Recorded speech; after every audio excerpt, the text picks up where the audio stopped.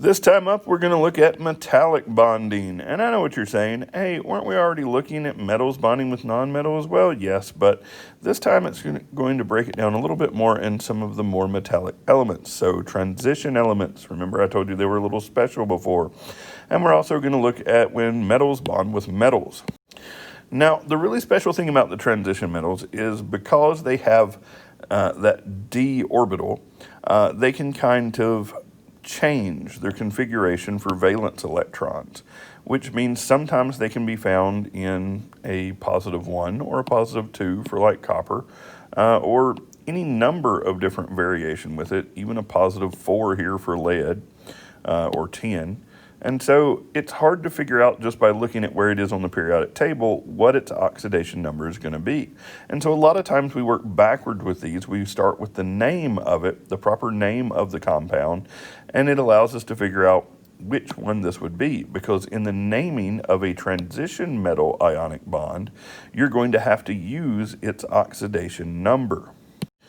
So we're going to have to start with the naming first of these transition metals in their ionic bonds, and truly we use something called the IUPAC system, but don't worry too much about what that is. It's just a method for doing this.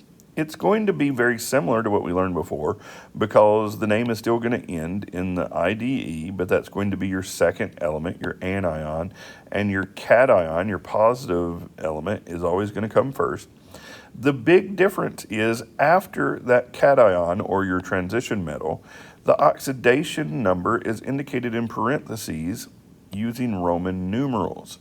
So notice this is copper, and this is copper +2, and we know that because in parentheses we have the Roman numeral for 2. So copper 2 plus chloride. So copper 2 chloride, if you were writing the name, you don't need the plus there, but you also wouldn't need it capitalized. We still don't capitalize it. Would give you copper to the +2, and then chloride, you still use the periodic table, is a -1. Notice then we can do our cross-oxidation method, and that 2 becomes the subscript for chloride, because now we know that we need 2 chlorine molecule or atoms for every one of the copper 2s that we use.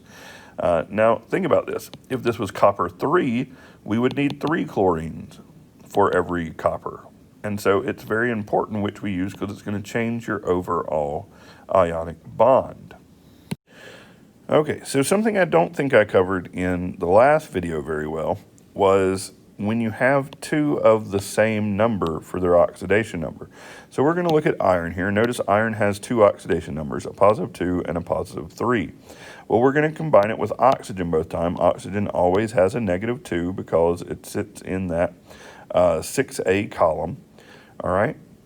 And so iron 2 plus oxygen is going to give me iron 2 oxide. Notice I still change it to IDE, but when I make my formula, look how I don't have the Fe2 and O2. The reason is these formulas are a ratio. So if I'm saying that it's 2 iron to every 2 oxygen, then half that recipe is going to work just as well. So that's what I mean by reducing. You have to reduce it, and remember, if the number is a 1, that's redundant because you wouldn't have written the symbol without it being at least 1 for each. So FeO is all we need for iron 2 oxide. However, if you look at this, iron also comes in a +3. So you could have iron 3 mixed with oxygen. You're going to get for the name iron 3 oxide, same as before, it just changes that Roman numeral. And it does change our formula significantly, because notice this time it doesn't reduce, because when you do your cross-oxidation method, you're going to get 2 iron for every 3 oxygen, meaning that doesn't reduce and you need iron 2O3. All right? Okay, so the last thing the state really thinks you need to understand about metals is in metallic bonding when metals of the same element are bonded together, okay? So that's just talking about like a whole bunch of iron together, or a whole bunch of lead together, or a whole bunch of gold together even. Now, what you need to understand is they're connected, but they hold each other apart by their cores. Remember those positive cores, and we call it a lattice of atomic cores. Lattice just means that it's very well structured. Think of a lattice fence. It's usually one of those cross-section fences, so everything's lined up just as it needs to be. Also, what they talk about is they say that it's a sea of electrons. And what do they mean by that sea of electrons? Is, well, remember how the valence shell for metals and transition metals can change so easily? Well, also remember that they're really good conductors of electricity, and all electricity is free-flowing electrons. And so unlike others where they tend to grab hold and each element holds on to the electron, these tend to just move them constantly between each other.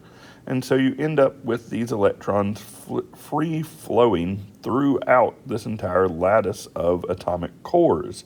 That's why it's so easy if another electron is introduced to it to bump out one out of the system and along the line. That's why they're good conductors of electricity. But you need to remember that term for the state called sea of electron, and also the term that they like to use for it not staying with its own is delocalized. Don't get confused by that. It just means that it's not attached to the main core. Local, meaning where it belongs, right, where you come from. D being not that, so not local, right? Okay, this gives a lot of the different characteristics to metals that we think of. Things like malleability, because it smashes together, they just smooth out. Ductility, that's its ability to stretch and thin, because you can think about pulling on this, and those would just squeeze together to a certain extent. Luster, conductivity, as we've already talked about.